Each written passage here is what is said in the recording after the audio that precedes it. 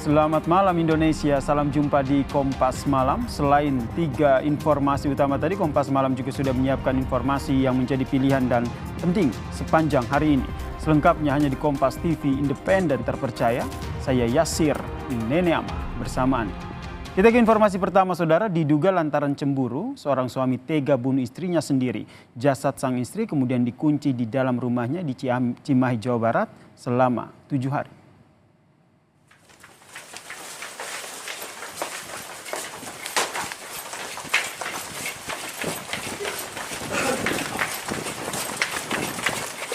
Pelaku pembunuhan yang merupakan suami korban tak berkutik saat ditangkap polisi, saudara. Kasus ini terkuak saat warga Cimahi Tengah ini mencium bau tak sedap dari dalam rumah. Setelah masuk ditemukan jasad perempuan yang terbungkus plastik dan selimut di dalam kamar.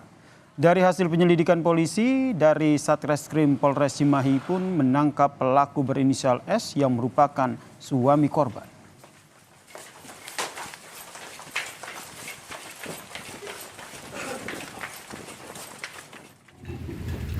Dan saudara, ini adalah rumah di Jalan Pojok, Kota Cimahi yang jadi TKP pelaku membunuh istrinya sendiri, saudara. Saat ini rumah masih dipasangi garis polisi. Peristiwa pembunuhan ini terjadi pada sepekan yang lalu dan baru diketahui oleh warga setelah adanya laporan dari warga yang mencium bau tidak sedap dari dalam kamar.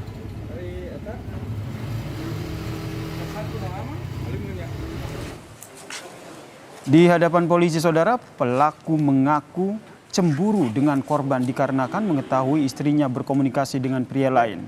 Sempat terjadi cekcok yang berujung pada pelaku yang membunuh korban. Polisi juga menyita senjata yang digunakan pelaku untuk membunuh istrinya sendiri.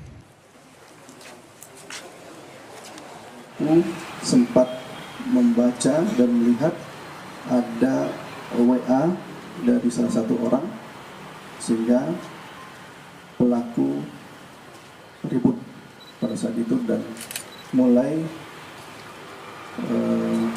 tidak terkontrol emosinya dan melakukan tindakan keji.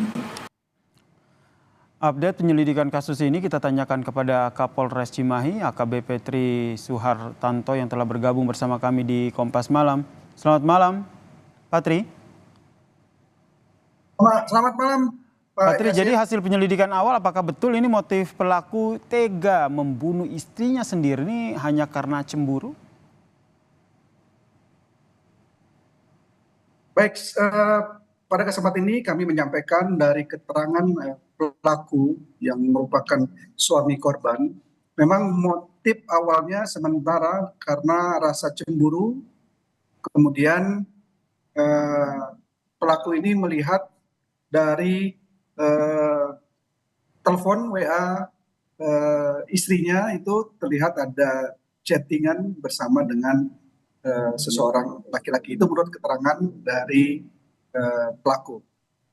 Oke, kemudian ini kan sempat 7 hari begitu, akhirnya baru ketahuan bahwa di situ ada jasad yang ternyata dibunuh oleh suaminya sendiri. Awal mula akhirnya polisi mengetahui ada jasad dan akhirnya menangkap pelaku seperti apa?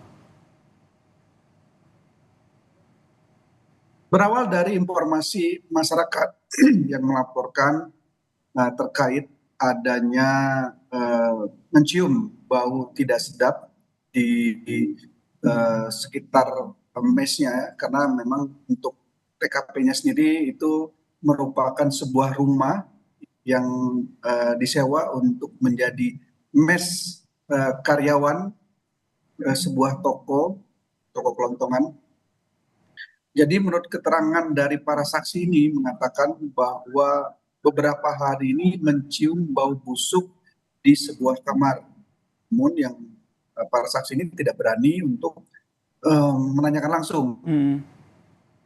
Kejadiannya sendiri menurut keterangan tersangka itu dilakukan sekitar tanggal 9 Agustus tahun 2024. Jadi memang istri korban itu tidak tinggal di situ, jadi tinggalnya di Bekasi. Kemudian pada hari itu si korban ini datang ke tempat pelaku, kemudian pelaku mencurigai bahwa korban ini mempunyai hubungan lain dengan laki-laki lain sehingga Hmm.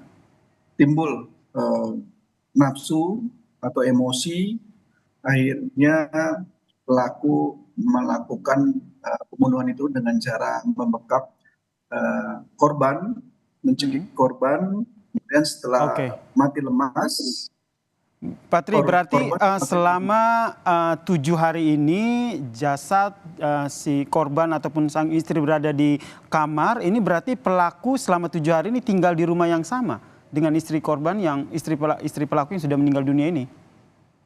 betul. Jadi tinggal di kamar yang sama tempat korban itu dalam keadaan meninggal dan sudah terbungkus dengan karung, dibungkus lagi dengan selimut, kemudian dibungkus lagi dengan plastik. Dan di dalam sekitar plastik itu sudah dibubuhi kopi dan moto yang harapan pelaku supaya tidak tercium bau yang tidak sedap itu. Mungkin menurut pemikiran kita bahwa pelaku ini mencoba atau menunggu saat yang tepat untuk membuang mayat korban ini karena memang sudah dikemas dan sudah dibentuk menjadi bungkusan ya, dibungkus dilapis-lapis dengan plastik. Kemudian Patri, di dalam rumah itu hanya mereka berdua atau ada keluarga lain, termasuk mungkin punya anak begitu dari kedua orang ini?